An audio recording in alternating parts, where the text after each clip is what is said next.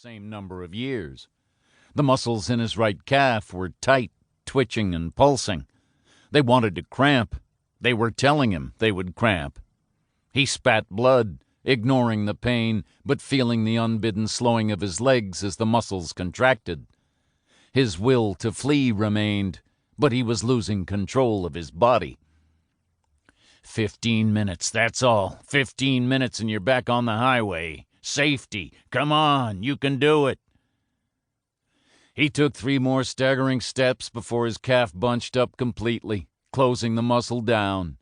He screamed and fell forward, crashing against the thick trunk of a birch. He felt his shoulder give with a strange pop. The pain came on a second later. It was intense, eye-watering. He sat up, pushing his back against the trunk.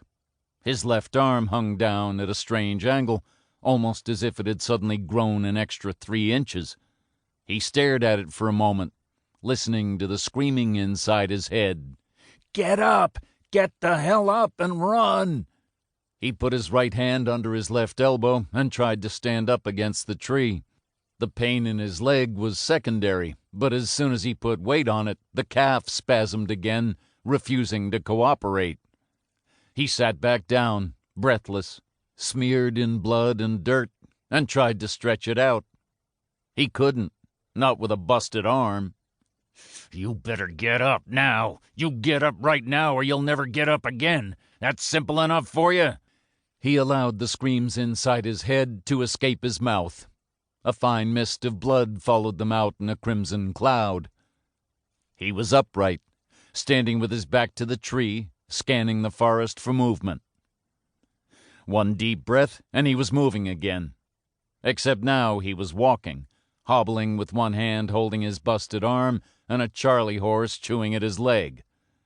But he was moving toward the highway and safety. He could still hear the exhaust, the sound of an idling engine. He was close. Someone was close. For the first time in 2 days, he allowed himself thoughts that weren't of death and of how it would feel to be eviscerated alive. The blood flowed quicker from the wound on his head, and without a free hand to wipe it free, he was unable to see properly. Everything was blurred, covered in a dark, greasy smear. He bumped into another tree, pinballing from one to another, but still he moved forward. "That's it. You're gonna make it. You're gonna—" White-hot pain seared the back of his right ankle. He put his foot down as he took another step, but the leg collapsed beneath him. He toppled slowly like a felled tree, aware that he could no longer feel his foot. He landed softly enough, a bed of paper birch bark providing the mattress, yet the jarring impact sent a nauseating pain through his arm. He vomited blood bile onto the forest floor. His foot was no longer attached to his ankle. He looked at where it should be, seeing only the gleaming whiteness of exposed bone and part of his sock. It took his mind several seconds to understand that what had been there for 40 years was now gone.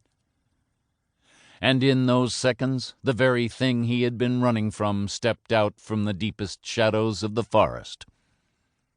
He heard it, but didn't look up. Still, his mind begged him to go on. "Last chance, Sonny. Get that foot back on and ship out." He looked one way and then the other. His boot lay about 5 feet away, on its side, with a shred of sock and the severed ankle protruding from the top. He crawled toward it, trying not to vomit again. It wasn't the pain that made his head feel faint now. It was the smell of the thing. He could taste its foulness. The whole forest stank of it. Rotten eggs. He screamed when the rest of his leg was taken at mid-thigh. This had all been a game. It was clear now. Allow him to run, to consider the possibility that he might, just might, be able to get out of this alive. It was never going to happen. Was never going to happen. This was all about the thrill of the chase. He rolled over onto his back. It was strange, but he wasn't afraid anymore.